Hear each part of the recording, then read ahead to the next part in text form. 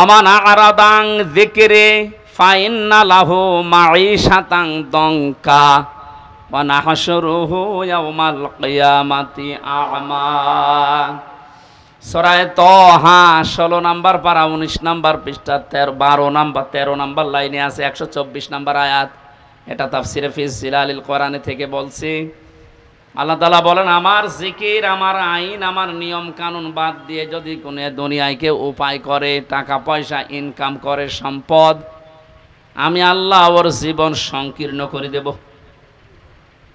এ কথা তো আমি বানালাম নাকি? বলেন বলেন, আল্লাহর কথা কি 100% সত্য? এটাতে কত অথেন্টিক, এখন বাস্তবতার দিকে তাকান, আপনি টের পাবেন। দঙ্কার আমি 27টা ব্যাখ্যা পেয়েছি তাফসিরে। 1 নম্বরে, পৃথিবী থেকে যদি আল্লাহর আইন বাদ দিয়ে, আল্লাহর বিধান যেটা আছে ওইটা বাদ দিয়ে উপায় করে টাকা পয়সা, চর্ম চোখে দেখবে যে হ্যাঁ উপায় হচ্ছে, আল্লাহ পাক বলেন ওর ভেতরে 1 নম্বরে আমি কোনো বরকত রাখবো না। চর্ম চোখে দেখবে যে টাকা পয়সা 10 লাইন দিয়ে আসতেছে, 15 লাইন দিয়ে চলে যাওয়ার ব্যবস্থা করে দেব। 2 নম্বরে, দুনিয়াতে ওই লোকটা কোনোদিন ওই সম্পদ আল্লাহ পাক তাকে ভোগ, এটা আমি বানালাম না, মানে এটা আমি বানালাম। আপনি এই দেশের দিকে আজ তাকান, যারা আল্লাহর আইন বাদ দিয়ে উপায় করছে, আপনি দেখবেন চর্ম চোখে তাদের ব্যাংক ব্যালেন্স, টাকা পয়সা, নাড়ি বাড়ি গাড়ির অভাব নেই, দেশে জায়গা হয় না, অনেকে আবার বেগম পাড়াও বানায়। কিন্তু বাস্তবতায় আল্লাহ কি অ্যাকশন নেয়, ওগুলো দিয়ে তাদেরকে আল্লাহ ভোগ করতে দেয় না। 2 নম্বরের, 3 নম্বরের ব্যাখ্যায় পেয়েছি, এই মানুষটা যখন বিদায় নেবে দুনিয়া থেকে, সব চাইতে অবৈধ ইনকাম যারা দুনিয়ায় করে, এদেরকে আল্লাহ লাঞ্ছিতভাবে, অপমানিতভাবে, বেঈমান অবস্থায় বিদায় দেবে। পৃথিবীর সাক্ষী হয়ে থাকবে তাদের মরণে।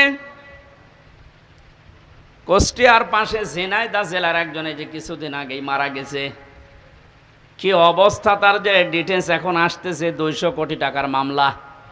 এই লোকটা মারা যাবার পর তার লাশের একটা টুকরাও খুঁজে পাওয়া যাচ্ছে না। আজ কয়েকদিন ধরে তার মেয়ে পর্যন্ত কেঁদে কেঁদে বলছে, একটা টুকরা দেন, একটু জানাজা করে মাটি দেয়, তাও সান্ত্বনা পাবো। ফেসবুকে কয়েকদিন আগে দেখেছি কলকাতায় খেজুর গাছের সাথে 2টা বিচি ঝুলিয়ে আছে। অনেকে বলছে এটা ওই লোকের বিচি না, ওটা তাকিয়ে দেখলাম যে না, মানুষের বিচি অত বড় হয় না, ওটা মনে হয় ছাগলের বিচি হবে।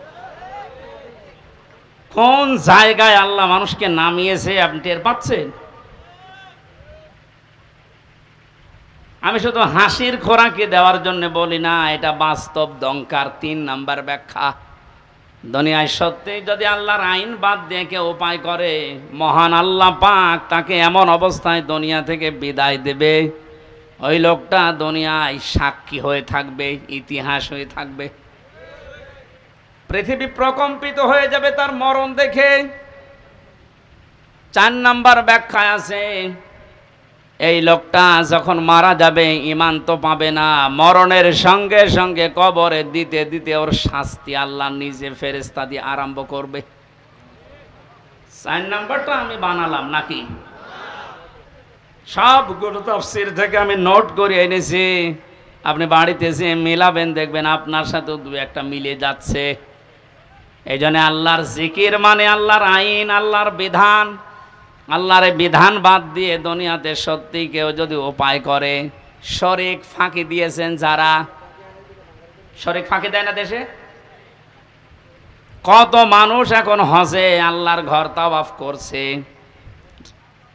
নবীজিকে সালাম দিচ্ছে রওজার পাশে দাঁড়িয়ে, অথচ নিজের আপন ভাইয়ের জমি জাল দলিল করে নিজের নামে লিখে নিয়েছে। এটা আমি মনে হয় বেশি বলে ফেললাম। আমি নিজে ছিলাম হজে, দেখেছি। হজে আসার সময় বনের সম্পদগুলো ফাঁকি দিয়ে নিজের নামে লিখে নিয়েছে। মানে বোনকে তো মানুষ করে বিয়ে দিয়েছি, এই যথেষ্ট, আবার জমি দেব কেন? জমি দেবে কেন মানে তুমি তোমার বাবার ছেলে, আর ওইটা কি ও ধার করিয়ে নিছে? আপনি আল্লাহর একটা বিধান পালন করার জন্য 7.5 লাখের উপরে টাকা খরচ করে হজে গেলেন, অথচ বোনের 3 লাখ টাকা আপনি আত্মসাৎ করে গেলেন। এখানে বিধানটা কার ছিল? ওখানে আপনি এক আল্লাহর বিধান 2 রকম করে ফেললেন। এই জন্য শরিক যারা ফাঁকি দিচ্ছেন, দঙ্কার ব্যাখ্যা পড়তে পড়তে আমি এটা পেয়েছি, দুনিয়াতে যারা ভাই বোন ছেলে মেয়ে জনগণ এ শরিক যারা ফাঁকি দিয়ে দুনিয়ায় চলবে, এই মানুষগুলো মরণের সঙ্গে সঙ্গে কবরে আমার আল্লাহ নিজে আযাব শুরু করবে। কারণ কি? কারণ আপনার নিচে যারা আছে এরা আপনার কাছে এতিম। এরা কি বলেন বলেন? ইন্নাল্লাযীনা ইয়াকুলুনা আমওয়ালাল ইয়াতামা যুলমান ইন্নামা ইয়াকুলুনা ফি বুতুনিহিম নারা ওয়া সায়াসলাউনা সাঈরা। সূরা নিসা 4 নম্বর পারার 17 নম্বর পৃষ্ঠার 14 নম্বর লাইনের 10 নম্বর আয়াতে এটা ইবনে কাসিরে আছে। আল্লাহ পাক বলেন, নিশ্চয় যে বা যারা বর্তমানে খাচ্ছে ভবিষ্যতেও খাবে। এটা মোজারে, প্রেজেন্ট, ফিউচার, 2টা কাল দিয়েছেন ইয়াকুলুনার ভেতরে। আমওয়ালাল ইয়াতামা যুলমান, এতিমদের মাল সম্পদ জুলুম করে।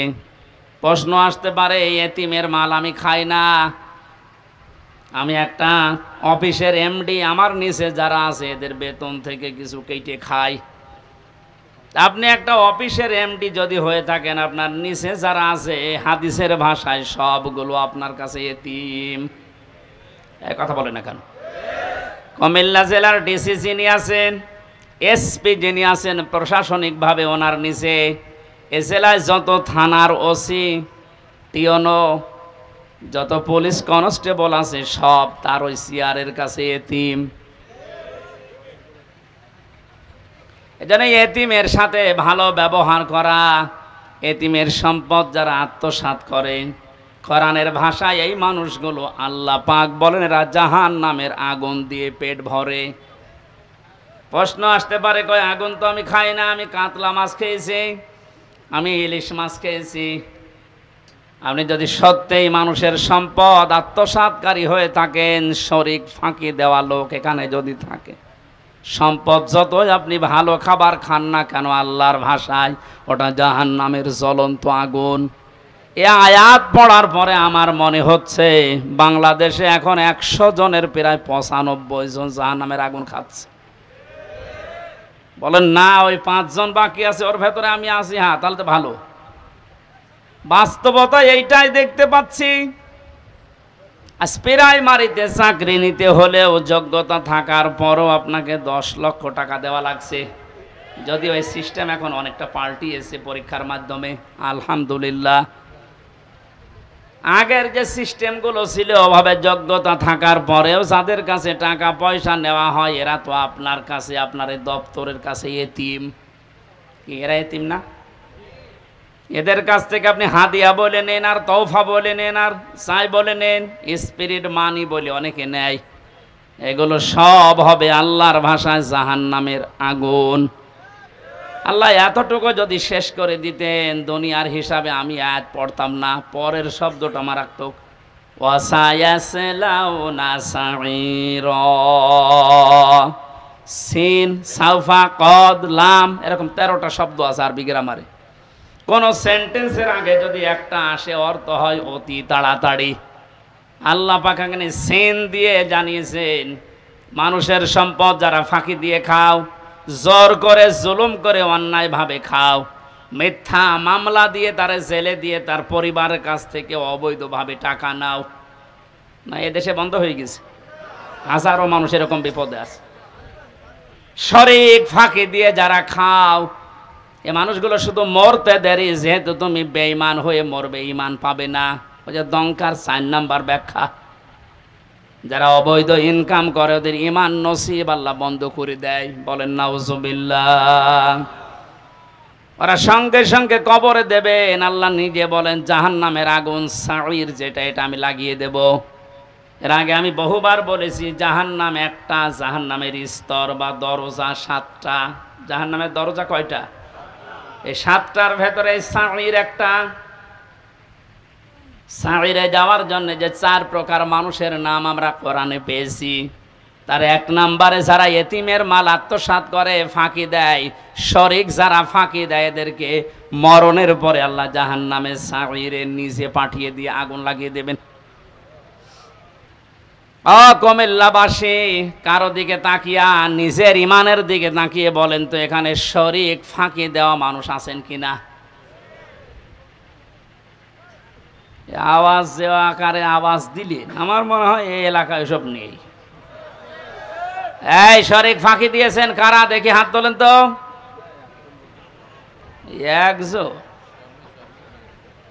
আমি তো তামাশা করি নাই ভাই, সত্যি যদি এরকম থাকেন আপনার ক্ষতি আপনি নিজে করছেন। যাদের জন্য আখের গোছাতে শরিক ফাঁকি দিচ্ছেন, আপনি চোখ বন্ধ করে দেখেন, এ মানুষগুলো একদিনও আপনার লাশকে বাড়িতে রাখতেও রাজি হবে না, বলবে না জিন আসবে।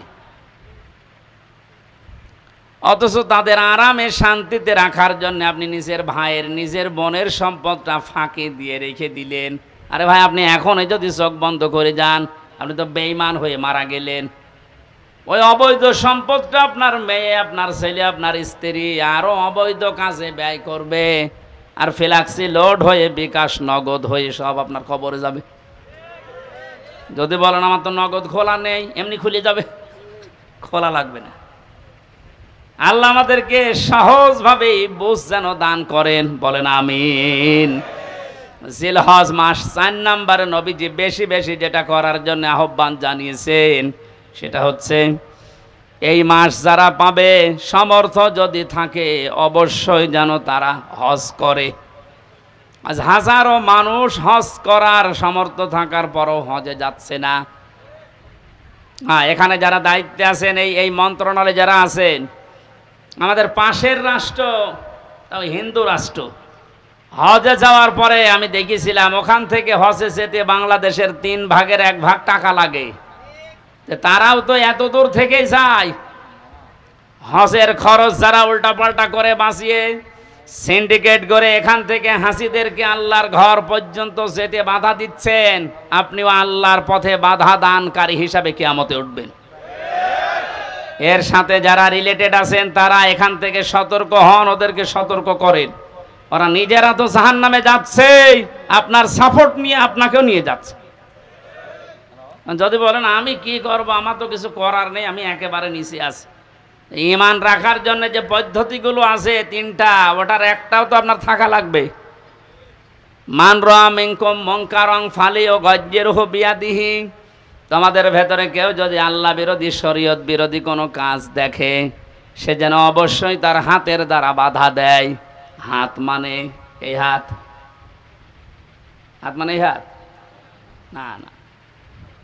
ইয়াদুন মানে শুধু এই হাত না, ইয়াদুন মানে ক্ষমতার হাত, আইনের হাত, প্রভাব প্রতিপত্তির হাত, দলীয় হাত। যে যেই জায়গায় আছেন, আল্লাহ বিরোধী, সমাজ বিরোধী, ইসলাম বিরোধী, মানবতা বিরোধী কোনো কাজ দেখলে আপনার ঈমান রাখার জন্য হলেও আপনাকে হাতের দ্বারা বাধা দেওয়া লাগবে। এটা যদি কেউ করে, সে ফার্স্ট ক্লাস ঈমানদার। এটা যদি আপনি না পারেন, আপনার হাতে যদি প্যারালাইজড হয়, না সম্ভব না, এ করতে গেলে আপনার বিপদ আরও বাড়বে। তখন আপনি মুখের দ্বারা হলেও প্রতিবাদ করবেন, না এটা অন্যায়, এটা বন্ধ করেন। আর আমরা এটাই করছি। কুমিল্লা শহর থেকে মাত্র 2 কিলোমিটার দূরে ভারতের এরিয়া, ওখান থেকে একজন হজে গেলে ওর যদি 2.5 লাখ টাকায় হয়ে যায়, আমার 7.5 লাখ লাগবে। কোন কারণে? এই সিন্ডিকেট ভাঙা লাগবে। কোটি কোটি টাকার ব্যবসা করছে এখানে যারা দায়িত্বে আছে তারা। এই জন্য আমাদের যেহেতু ওই পর্যায়ে কিছু করার নেই, হাত তো নেই, হাত তো প্যারালাইজড। সুতরাং মুখের দ্বারা প্রতিবাদ করার যতটুকু ভাষা আছে আমরা করলাম। আল্লাহ যেন আমাদের এই ভাষাটাকে কবুল করেন। এটাও যদি না পারা যায়, সর্বশেষ মনে মনে ঘৃণা করা, এইটাও অনেকে করে না। আরো আল্লাহ বিরোধী, আল্লাহর ঘরে যেতে ডাইরেক্ট না ইনডাইরেক্ট ভাবে বাধা দেওয়া হচ্ছে, আরো খুশি হয়। আজকের এই অনুষ্ঠানটায় আমরা কি বলবো বলেন তো? যেহেতু কোরআনে কারিমের সামনে যে তেলাওয়াতকৃত আয়াত পড়লাম আপনাদের, এটা কোরবানি সংক্রান্ত, আর সামনে 4-5 দিন পরেই কোরবানি। তা আমাদের এখানে আলোচনাও তো ওই ধাঁচে আমরা করব। এরপরও যদি কোনো মহল উল্টাপাল্টা ধারণা করে এটা বন্ধ করে দেয়, এটা ডাইরেক্ট না ইনডাইরেক্ট যারা চেষ্টা চালিয়েছিলেন, আপনি কোরআনে বাধা দানকারী হিসাবে কিয়ামতে উঠবেন।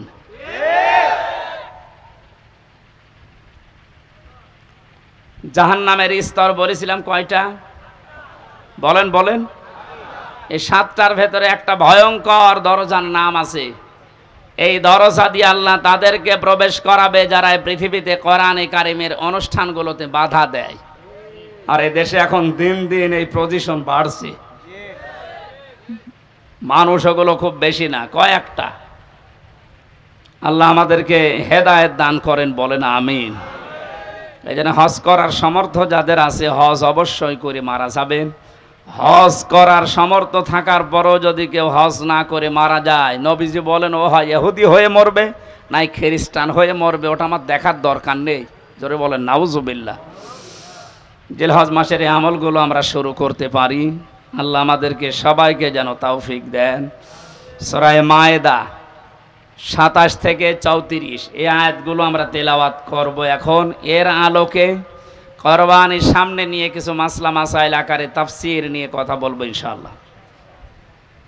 জবান খুলে কোরআনের এই সোনালী আয়াতের অংশ বিশেষ একটু পড়েন। শয়তান যদি আশপাশে থাকে ও যেন চলে যায়। কারণ পৃথিবীর কোনো ইবাদত করার আগে আউযুবিল্লাহ পড়া লাগে আমি পাইনি। নামাজ পড়তে হলে আউযুবিল্লাহ পড়া লাগবে, আছে? যদি না পড়েন আপনার নামাজ হবে না, এই কথা কেউ বলতে পারে না। রোজা রেখেছেন আউযুবিল্লাহ পড়েননি, আপনার রোজা হবে না। এই যে হজে যাচ্ছে যারা আউযুবিল্লাহ পড়েনি, হজ হবে না। কোরআন পড়তে গেলে যদি কেউ আউযুবিল্লাহ না পড়ে, কোরআন পড়া তো হবে না, আরও আবার গুনাহ হবে। কারণ এটা ওয়াজিব তরক করার গুনাহ হবে। ফাইদা ক্বরাতাল কোরআনা ফাস্তাইজ বিল্লাহি মিনাশ শাইতানির রাজিম। হে নবী, আপনি যখন কোরআন আরম্ভ করবেন তখন আল্লাহর কাছে আশ্রয় চান শয়তান থেকে। এটা কি নফল না ওয়াজিব? বলেন বলেন। কেন এত গুরুত্ব বলেন তো? নামাজের মতো, রোজার মতো, হজের মতো এত বড় বড় বিধান পালন করতে গেলে আউযুবিল্লাহ পড়া লাগছে না, অথচ কোরআন পড়তে গেলেই পড়া লাগে। এই কারণেই, কারণ অন্যান্য ইবাদতে শয়তান মানুষকে যত না ধোঁকা দেয়, কোরআনের কাছে আসলে তার চাইতে বেশি ধোঁকা দেয়। কারণ শয়তান জানে যদি ওর কাছে আসে, আর এটা যদি জানে আমি শয়তানি করব কোথায়, কারণ শয়তানি করার জায়গা থাকবে না। এই জন্য সবচাইতে বড় বাধা ওর কোরআনের কাছে মানুষ আসতে চাইলেই ও বিভিন্ন অ্যাঙ্গেলে বাধা দেয়। আজকেও বাধা দিচ্ছিল। এই জন্য আশপাশে যদি থাকে শয়তান, সে মানুষ হোক আর জিন হোক, ও যেন চলে যায়। বলেন আউযু বিল্লাহি মিনাশ শাইতানির রাজিম। বিসমিল্লাহির রহমানির রহিম।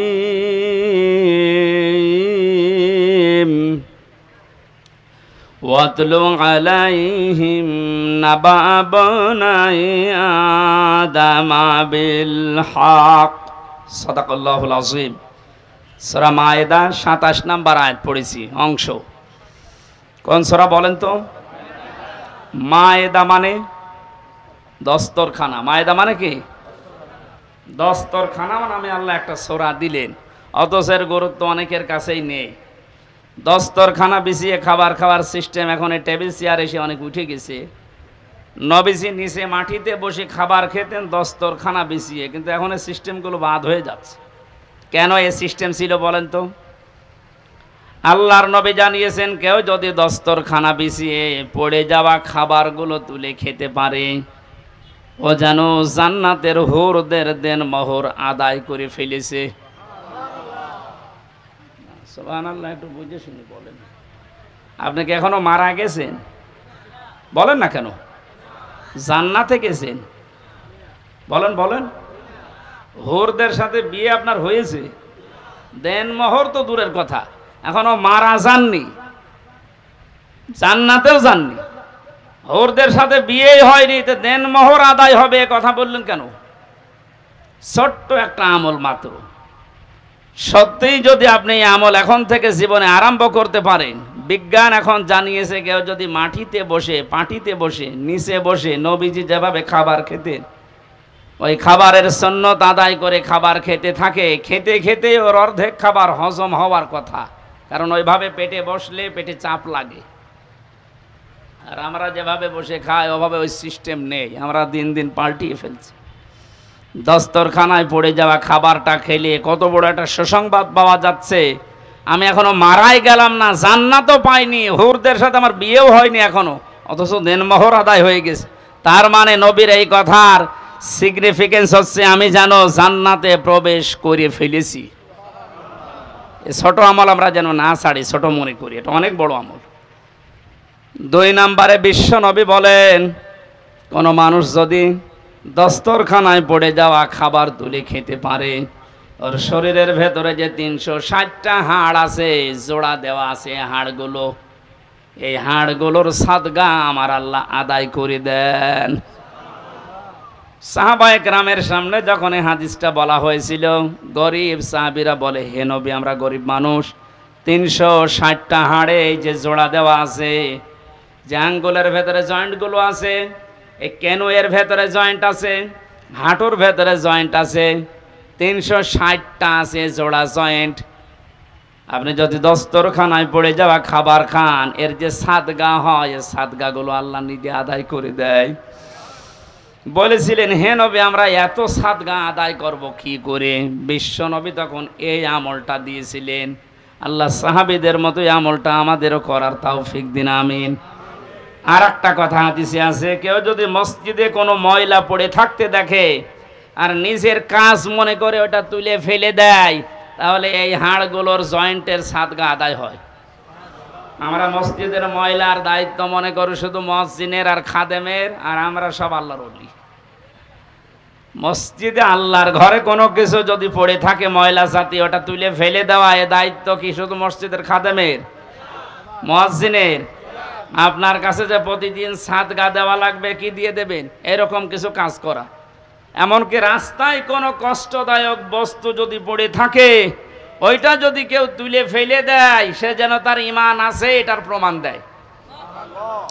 আমি শুধু সুবহানাল্লাহ বলার জন্য বলছি না, এখানে খেয়াল করেন, রাস্তায় কোনো কষ্টদায়ক কাটা হোক, একটা ইট হোক, ময়লা হোক পড়ে আছে, জনগণের কষ্ট হয়, এটা তুলে ফেলে দিলে নবীজি বলেন তোর ভেতরে ঈমান আছে, এটার প্রমাণ হচ্ছে যে ঈমান আছে। যে মুসলমানের ঈমানের 77টা শাখা, তার সর্বনিম্ন শাখা রাস্তার কষ্টদায়ক বস্তু তুলে ফেলে দেওয়া। সেই মুসলমান কোনো মানুষকে দুনিয়ায় কষ্ট দিতে পারে, এটা কি বিশ্বাস করার মতো? সুতরাং অন্যান্য জাতির উপরে যে উল্টাপাল্টা কাজগুলো হয় মাঝে মাঝে দেখি এই দেশে, এগুলো কোনো মুসলমানের কাজ না, কাজ ওদেরই আমাদের উপর চাপিয়ে দেয়। কোন মুসলমান যদি এ কাজ করেও বুঝবেন ও মুসলমানের ভেতরে ঈমান নেই। বলেন তো, রাস্তার কষ্টদায়ক বস্তু তুলে ফেলা যেখানে ঈমানের একেবারে সর্বনিম্ন স্তর, সেই মুসলমান কোনোদিন সন্ত্রাসী হতে, বলেন বলেন, জঙ্গি? আপনি কাঁটা পেলে, রাস্তায় ইট পেলে আরো তুলে ফেলে দেবেন যেন মানুষের কষ্ট না হয়। আর বাংলাদেশের মানুষের ঘরের আবর্জনা, নিজের উঠানের ময়লা সব এনে রাস্তায় জমা করে, ও কোন ঈমানের পরিচয় দেব? আমাদের কুমিল্লা জেলা একটু পরিষ্কার আছে, এই জন্য টের পাচ্ছেন না। এগুলো যারা করছেন আপনার ঈমানই নেই, এটা ঈমানের সর্বনিম্ন একটা স্তর। এইটাও যদি আপনি না করতে পারেন, আরো রাস্তায় সব ময়লা মাটি এনে জমা করে, তা আপনি নবীর হাদিস অনুযায়ী বিশ্বাস করেন আপনার ঈমান নেই। আপনার কি নেই? আপনি বলেন না আমি তো কালেমা পড়ি। আরে ভাই, কালেমার তো সর্বনিম্ন স্তর এইটা, আপনার এইটাই নেই তো প্রথমটা থাকলো কি করে? এখনো তো 77টা আছে। আল্লাহ আমাদের সহজভাবে বোঝার তৌফিক দাও, বলেন আমিন। সূরা মায়েদা 120টা আয়াত আছে, 16টা রুকু আছে। 4 নাম্বার রুকুর 27 নাম্বার আয়াতের অংশ পড়েছি, মাত্র একটা আয়াতের 4 ভাগের 1 ভাগ। আপনি একটু খেয়াল করে শোনেন, কত কথা আল্লাহ এর ভেতরে লুকিয়ে রেখেছেন। হযরত আদম আলাইহিস সালামের 2 সন্তানের ব্যাপারে আল্লাহ আমাদেরকে শোনাতে বললেন। কুরবানি সংক্রান্ত বিষয় এখানে আছে। এই পৃথিবীতে প্রথম মানুষ হত্যা করেছিল এই কাবিল, হাবিলকে। এই জন্য দুনিয়ায় যত হত্যা হবে অবৈধভাবে, এই লোকটার আমল নামায় মানুষ হত্যার একটা গোনা যেতেই থাকবে কিয়ামত পর্যন্ত। এই জন্য দুনিয়াতে এমন কোন কাজের আঞ্জাম তৈরি করা ঠিক না যে আপনি মারা যাওয়ার পরও এটা জারি থাকে, এরকম কাজ এদেশে নেই। জেনে শুনে বুঝে শুনে এরকম কোন কাজে হাত দেবেন না যে আপনি নেই অথচ এটা বিকাশ হয়ে আপনার কবরে যাচ্ছে।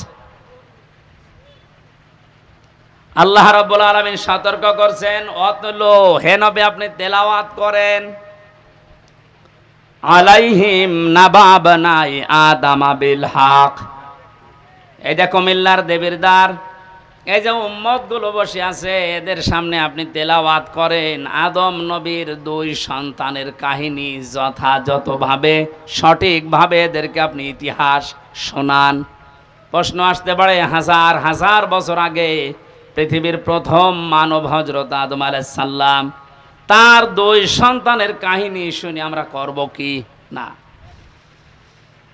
তারা যে একটা বিষয়কে নিজেদের পক্ষে আনার জন্য আল্লাহর যে পদ্ধতি কোরবানি দেওয়া, আমি ইতিহাস বলার জন্য এখানে বসি নাই, তাফসীর থেকে কয়েকটা কথা আনার জন্য, শিক্ষা দেওয়ার জন্য বলছি।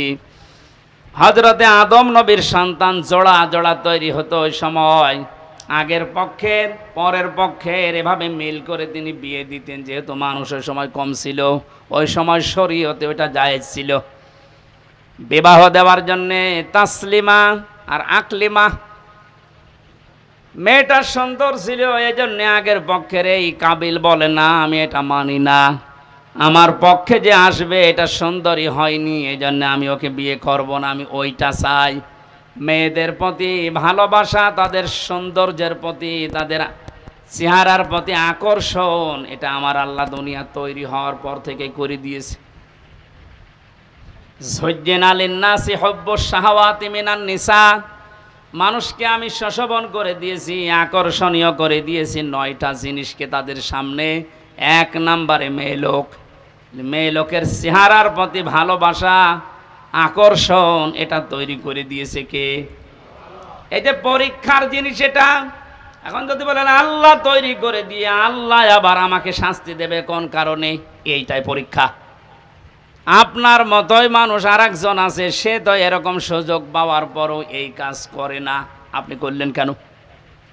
হযরতে আদম নবী আলাইহিস সালামের মনে শান্তি ছিল না, তাকে আমার আল্লাহ জান্নাতে এত নিয়ামত দিয়েছিলেন, তারপরও তিনি আনন্দ শান্তি পাচ্ছিলেন না। আল্লাহ রাব্বুল আলামিন তার মনের অবস্থা বোঝার পর তিনি যখন নিদ্রায় গেছেন তন্দ্রাচ্ছন্ন, ওই সময় একটা হাড় তার শরীর থেকে বের করে সুন্দরী মহিলায় যে হাওয়া আলাইহিস সালামকে বানিয়ে রেখেছিলেন। তাফসিরে কাবীরের ভেতরে পেয়েছি পৃথিবীতে 4 জন মহিলাকে আল্লাহ সবচাইতে সৌন্দর্য দিয়েছেন, তার ভেতরে হাওয়া আলাইহিস সালাম 1 নাম্বার, ইব্রাহিম নবীর প্রথম স্ত্রী হযরতে সারা 2 নাম্বার, হযরতে ইউসুফ নবীর স্ত্রী জুলাইখা 3 নাম্বার, 4 নম্বরে মোহাম্মদ রাসূলুল্লাহর ছোট মেয়ে হযরতে ফাতিমাতুজ জোহরা রাদিয়াল্লাহু তাআলা আনহা। এখন ঐশ্বরিয়ায় যত সুন্দর আপনার কাছে মনে হয়, পরিমণি যত সুন্দর মনে হয়, বলে হযরতে হাওয়া কত সুন্দর ছিলেন বলেন। তিনি যখন বসে আছে বামে, ঘুম থেকে ওঠার পরে তিনি দেখলেন, তাফসিরে মুফাসসির বলেন হযরতে আদম হাওয়াকে দেখেই তাকিয়েছেন এবং ধরতে গেছেন। আল্লাহ পাক বলেন আদম এটা তাকানোও যাবে না, ধরাও যাবে না। হযরতে আদম বলছে আল্লাহ তাকানো যাবে, ধরা যাবে, কি করলি সেটা বলেন। আমার মনে হয় বাংলাদেশের অনেক যুবক এমন আছে, নামাজের ফরজ জিজ্ঞাসা করেন বলতে পারবে না, তো বিয়ে করা ফরজ এটা বলতে পারবে। আল্লাহ পাক কয়দিন জানিয়েছেন হ্যাঁ ধরা যাবে, তাকানো যাবে, বিয়ে করা লাগবে। আদম আলাইহিস সালাম আগে পেছনে না ভেবে বলছে আল্লাহ আমি রাজি আছি। আল্লাহ পাক শর্ত দিয়েছেন বিয়েতে রাজি হয়ে গেলে বিয়ে করতে হলে দেনমোহর দেওয়া লাগবে, এটা নেই। এখান থেকে মাসলা বের হয়, অজানাও আছে না কোনো মহিলাকে নিয়ে যদি আপনি তাকাতে চান, আনন্দ করতে চান, ধরতে চান, এটা বিয়ে করা শর্ত। বিয়ের আগে প্রেম বলেন, ভালোবাসা বলেন, পবিত্র বলেন, কিছুই জায়েজ নেই। অনেকে বলছে না এটা পবিত্র ভালোবাসা। প্রেমিকার মাথায় পর্যন্ত হাত দিয়ে বলছে আল্লাহর কসম আমি তোরে ভুলে যাব না, এটা জায়েজ আছে? আরে তুই হাত দিলি কোথায়? বিয়ের আগে তোর মাথায় না ওর দিকে তাকানো যায় ছিল না, আর তুই মাথায় হাত দিয়ে বলছি তোমার মাথায় হাত দিয়ে আল্লাহর কসম করছি তোমারে ভুলে যাব না, পুরাটাই গোনা জেনা হয়ে গেছে।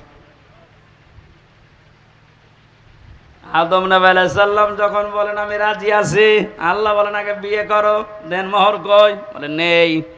আল্লাহ পাক সুযোগ দিয়ে জানিয়েছিলেন আমার নবী মুহাম্মদুর রাসূলুল্লাহর উপরে 10 বার দরুদ শরীফ পড়ো, এইটাই দেন মোহর হিসাবে মেনে নিলাম। বিয়ে করার পরে আল্লাহ এবার তাকে আদেশ দিলেন আমরা যারা আদম নবীর সন্তান এখানে বসে আছি, মিলান তো আপনার জীবনে এটা আছে কিনা বলবো। অকুলনা ইয়া আদাম উসকুন আনতা ওয়া যাওজুকাল জান্নাতা ওয়া কুলা মিনহা রাগাদান হাইসু শি'তুমা ওয়ালা তাকরাবা হাযিহিশ শাজারাতা ফাতাকুনা মিনাজ জালিমিন। জন্মের পর থেকে আয়াতটা আমিও শুনেছি, এর ভেতরে যে এত গুরুত্বপূর্ণ 4টা শিক্ষা আছে অনেকে আমরা জানি না। আলেম যারা আছেন তাদেরকে আবার বলছে একটু খেয়াল করেন। হযরতে আদম নবীকে আল্লাহ আলাইহিস সালামের সাথে বিবাহ পড়িয়ে দিলেন জিবরাইলকে সাক্ষী দিয়ে, ডাক দিয়ে বললেন আদম তোমার বউকে নিয়ে এবার তুমি যাও জান্নাতে। জান্নাত আদম আলাইহিস সালামের বাড়ি আর আমাদের বাবার বাড়ি। এই কথা বললেন এখন, জান্নাত আমাদের, আরো জোরে বলেন, বলেন আরেকবার। তাহলে আয়াত থেকে প্রথম মাসলা বের হয় বিয়ে করার পরে বউ নিয়ে বাবার বাড়ি যাওয়া লাগবে। আর অনেকে এখন ঘর জামাই থাকে না, এ জেলায় নেই। বিয়ে করে বউ নিজের বাবার বাড়ি নিয়ে যাওয়া লাগবে, আর আপনি সহ থেকে যাচ্ছেন। 2 নম্বরে ওয়াকুলা মিনহা রাগাদান হাইসু শি'তুমা। আলেমদেরকে বলছি আল্লাহ কিন্তু আংতা ওয়াকুলা এ শব্দ দিতে পারতেন, মাঝখানে আংতা নেই। আজ বাংলাদেশ সহ বিশ্বে যারা নারী স্বাধীনতা আন্দোলন নামে, নারী মুক্তি পরিষদ, নারী বিপ্লব পরিষদ, এরকম 13টা সংগঠন এই দেশে এখন কাজ করছে নারীর স্বাধীনতা দেওয়ার জন্যে। আপনি নারীকে আর কি সম্মান দেবেন, কি অধিকার দেবেন? আল্লাহর কোরআনের আয়াতের দিকে তাকান। পৃথিবী তৈরি হওয়ার পরে আল্লাহ নারীদেরকে কি অধিকার দিয়ে দিয়েছেন? আল্লাহ বলেন বিয়ে করে বউ বাড়িতে নিয়ে যাওয়ার পরে নিচে খাবে হবে না, আংতা নেই। আল্লাহ বলেন না কোলা একবারে দিয়ে বসন দিয়েছি, তুমি যেই মানের খাবার খাবে, যেই মানের পোশাক পরবে, যেই মানের ঘরে থাকবে, এই স্ত্রীকে ওই রকম জায়গায় ওই রকম খাবার ওই রকম পোশাক দেওয়া লাগবে। এটা নফল না, এটা ফরজ। আজ হাজারো পরিবারে এইটা নেই, এই জন্য অশান্তি। এই আমার কথা বুঝতেছেন? নিজে তো বাইরে ভালো মন্দ ভালোই খাচ্ছে, যাওয়ার সময় বর জন্য বাদাম নিয়ে যাচ্ছে। আপনি যে মানের খাবার খেয়েছিলেন, যে মানের পোশাক পরেছিলেন, যেই মানের থাকেন ওইভাবে তার ব্যবস্থা করে দেওয়া লাগবে। এটা নির্দেশ আল্লাহর আদম নবীর উপরে। আল্লাহ বলতে পারতেন আংতা, হে আদম তুমি মরণের খাওয়া খাও, এরপরে যদি থাকে বউকে দাও না। একবারেই কোলা দিয়ে আল্লাহ মেয়েদেরকেও আমাদের সাথে সামিল করে দিয়েছেন সমান।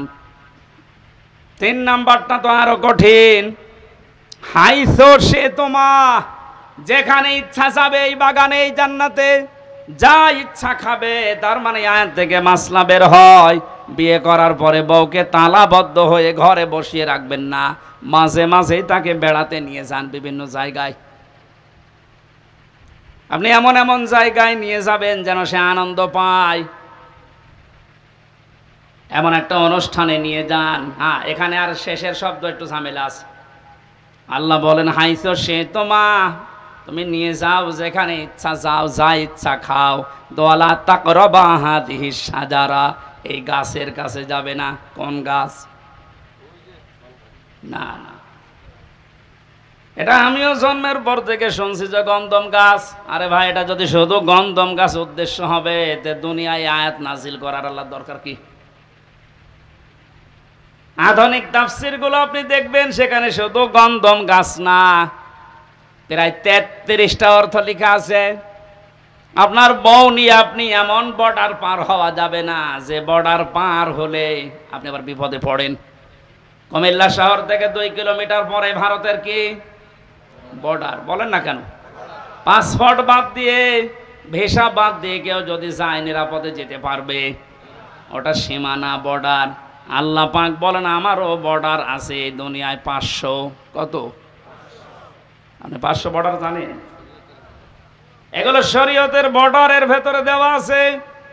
দুনিয়াতে বিবাহ করার পরে বউ নিয়ে আসবা, খাবা, চলাফেরা করবা, অনুষ্ঠানে যাবা, কোনো বাধা নেই। কিন্তু সাবধান, আল্লাহর বর্ডার যেন পার না হয়। এমন অনুষ্ঠানে যাওয়া যাবে না যেখানে গেলে নিজেরও পর্দা থাকে না, বউরও পর্দা থাকে না। এরকম অনুষ্ঠান দেশে নেই? শিশু মেলায় যাচ্ছে বউ নিয়ে, শিশু নেই, শুধু শিশুর খালার আর মামারা। ওখানে গেলে আপনার আরো অ্যাক্সিডেন্ট হবে। সুতরাং যদি জানেন যে এখানে গেলে নিজেরও আল্লাহর বিধান মানা যায় না, বউ মানতে পারবে না, ওইরকম অনুষ্ঠানে যাওয়া যাবে না। ওইরকম বিবাহ অনুষ্ঠানে যাওয়া যাবে না যেখানে গেলে নিজে আল্লাহর বর্ডার পার হয়ে যাওয়া লাগে, স্ত্রীও পার হতে বাধ্য হয়। এখন যদি বলেন না গেলে আবার আত্মীয়তা থাকে না, আল্লাহর বিধান বাদ দিয়ে যদি আত্মীয়তা নষ্ট হয়ে যায়, যাক, ওইরকম আত্মীয় দরকার নেই। যে আত্মীয়র কারণে জাহান্নামের আগুনে যাওয়া লাগবে, ওইরকম আত্মীয় থাকার চাইতে না থাকাই ভালো। লা তাআতা লিমাখলুকিন ইল্লা বিমাসিয়াতিল খালিক। আল্লাহর নাফরমানি হয় এরকম কোন কাজ দুনিয়ায় কারো অনুসরণ করা, আনুগত্য করা জায়েজ? বলেন বলেন।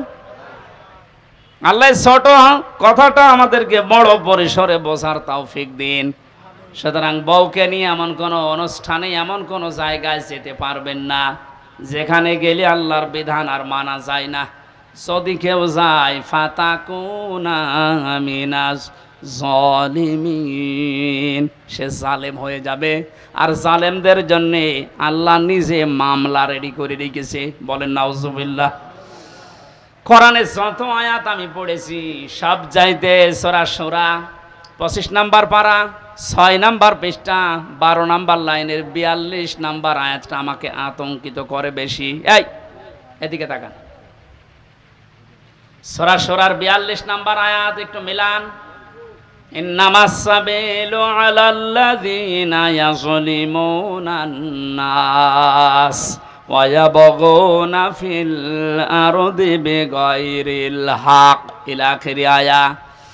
আল্লাহ পাক বলেন আমি নিজে কিয়ামতের দিন মামলা দায়ের করব, আমি কেস করব, আমি অভিযোগ দায়ের করব তাদের বিরুদ্ধে যারা দুনিয়ায় মানুষ হয়ে মানুষের উপরে জুলুম করে।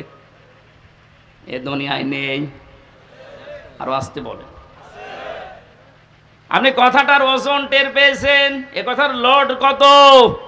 আল্লাহ নিজে মামলা দায়ের করবে, উনি মামলার বাদী। যিনি বিচার করবেন বিচারক, উনি যদি বাদী হন, ওনার রায় তো পক্ষে আসবে। বলেন। এই আয়াতটা পড়ার পরে আমার নিজেরই মাঝে মাঝে ভয় লাগে, আল্লাহ আমি আবার মামলার আসামি হয়ে গেলাম না তো? কারণ আমার নফসের ওপরে আমার মাঝে মাঝে জুলুম হয়ে যাচ্ছে, আমার পরিবারের ওপরে জুলুম হয়ে যাচ্ছে, সমাজের মানুষের প্রতি আমার যে দায়িত্ব ছিল আমি পালন না করে আমি জুলুম করে ফেলছি। এই জন্য যে যত বড় দায়িত্বে আছে, কিয়ামতের দিন ওই দায়িত্ব সম্পর্কে আল্লাহ তার কাছে পুঙ্খানুপুঙ্খানু হিসাব নেবে। প্রতিটি জিনিস যেহেতু নিয়ামত, এরপরে বাকি কথা। কয়েকদিন আগে একটা কনফারেন্স হচ্ছিল, আমি মদিনায় ছিলাম। এই যে এতটুকু একটা বাচ্চা আব্দুর রহমান, বিশ্ববিখ্যাত হাফেজ,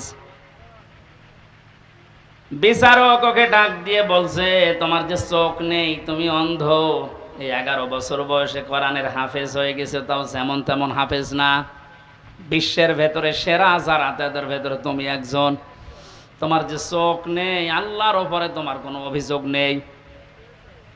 ছেলেটা কেঁদে ফেলেছে, ডাক দিয়ে বলে, বিচারক আমার কোনো অভিযোগ নেই, আমি আরো আনন্দে আছি। বিচারপতি ডাক দিয়ে বলছে, তোমার কোনো অভিযোগ নেই, আনন্দে আছো মানুষ? ছেলেটা বলছে, হুজুর যেদিন বিচার শুরু হবে, আসল বিচার কিয়ামতে, আমি তো কোরআনে কারিমের আয়াত পড়েছি আপনার সামনে, সুম্মা লা তুসালুন্না ইয়াউমাইযিন আনিন নাঈম। কিয়ামতের দিন প্রতিটি নিয়ামতের হিসাব আল্লাহ নিচে ধরবেন। আমার পা থেকে শুরু করে মামারা যখন মাথা পর্যন্ত হিসাব আল্লাহ শুরু করে দিয়েছে, যে পা দিয়ে, এরপরে হাঁটু দিয়ে, এরপরে পেট দিয়ে, হাত দিয়ে, আস্তে আস্তে আমার কাছে চোখের কাছে যখন আসবে, আমি আল্লাহকে বলতে পারবো, অন্তত মাবুদ একটু দাঁড়ান, আপনি চোখের হিসাব আমার কাছে নেবেন, আমার তো দুনিয়ায় চোখ ছিল না, এদিকে তাকে হলেও দয়া করে আমার হিসাবটা আপনি সহজ করে দেন। আল্লাহ নিজে বিচারপতি হবেন। ও কুমিল্লাবাসী, কি মনে হচ্ছে আপনার কাছে আমি জানি না, কথাটা নরম হলেও অনেক বড় কথা এটা। আল্লাহ নিজে বিচারপতি আর নিজে মামলার বাদী।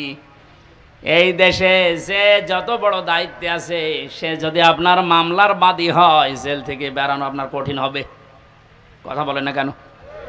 প্রধানমন্ত্রী শেখ হাসিনা যদি আপনার বিরুদ্ধে মামলা দেয়, আপনি তো কালকেই বের হয়ে যাবেন নাকি? সুতরাং যে যত বড় ক্ষমতাশালী, সে যদি মামলার বাদী হয়ে যায়, পৃথিবীতে সবচাইতে বড় ক্ষমতার মালিক কে বলেন তো? আল্লাহ আয়াতে জানালেন, আমি নিজে তোর বিরুদ্ধে মামলা দেব। এই জন্য আল্লাহর বিধানগুলো ওভারটেক করে, পার করে ফেলে আমরা যেন আল্লাহর মামলার আসামি হয়ে না যাই, এগুলো খুব হিসাব নিকাশ করে পা ফেলা দরকার। আদম নবীর সন্তানের কাহিনীগুলো আল্লাহ এবার শোনাতে চেয়েছেন কেন? এবার খেয়াল করেন। আল্লাহ পাক বলেন, হে নবী, আপনার উম্মতদেরকে যখন পাবেন, তাদের সামনে আমার এই আয়াতগুলো তেলাওয়াত করে শোনান। এটা হাজার হাজার বছর আগে হযরতে আদম নবীর 2 সন্তানের কাহিনী। এই মেয়ে লোক নিয়ে তারা ঝগড়ায় বিপদে নিমজ্জিত হয়েছিল। শেষ পর্যন্ত আদম নবীর শরীয়ত অনুযায়ী তাদেরকে বলেছিলাম, তোমরা কোরবানি করো। আমাদের যেমন পশু করার নিয়ম, ওই সময় নিয়ম ছিল আলাদা। ওরা এরকম চাটিয়াল ময়দানে পশু জবাই করে রেখে আসতো, আগুনের ঝলক আকাশ থেকে এসে পড়িয়ে ফেলতো, তারটা কবুল হয়ে যেত, আর যারটা পড়ে থাকতো তারটা কবুল হতো না। আমার মনে হয় এই শরীয়ত যদি এখন আমাদেরও থাকতো, এই দেশে কত মানুষের কোরবানি ধরা পড়ে যেত। আমার ভাইরা, বেশি সময় হয়ে গেল, শেষ করে দিই নাকি? আমার তো কেবল আয়াত শুরু হচ্ছে, গরমের ভেতরে তো আসলে 1 ঘন্টা হয়ে গেছে, শেষ করে দিই। যে না মানে এই যে মানুষগুলো ব্যস্ত না, এদের আরো কাজ আছে, আমারও কাজ। হ্যাঁ, চালাবো, ছেড়ে দিই। এত এত লং টাইম কথা বলায় গরমের ভেতরে। তারা কোরবানি দিয়েছিল, একজনেরটা যখন কবুল হওয়ার পরে আর একটা হয়নি, প্রতিহিংসার বশবর্তী হয়ে হাত উত্তোলন করেছিল মারার জন্যে। আল্লাহ রাব্বুল আলামিন এই কাহিনীটা শোনানোর মাধ্যমে আমাদেরকে সতর্ক করছেন, এ দুনিয়াতে কেউ যদি কাঙ্ক্ষিত মানের জায়গায় যেতে না পারো, যার কারণে যেতে পারো না, ওর প্রতি প্রতিশোধ পরানো হলে তার ক্ষতি করো না, যেটা সবচাইতে বেশি আমরা করি। ইদ করবা কুরবানান ফাতুকব্বিলা মিন আহাদিহিমা ওয়া লাম ইউতাকাব্বাল মিনাল আখার ক্বালা লা আকতুলান্নাক। এই কাবিল তখন ডাক দিয়ে বলেছিল, ভাই তুমি কি এমন কাজ করো যে তোমারটা আগুনের ঝলক এসে পুড়িয়ে ফেলেছে? আমিও তো তোমার সাথেই বসবাস করি, আমারটা নিয়ে নিল না। তুমি যেহেতু পথে এখন বাধা হয়ে আছো, তোমার এই রাখবো না, তোমার শেষ করে দেই। হযরতে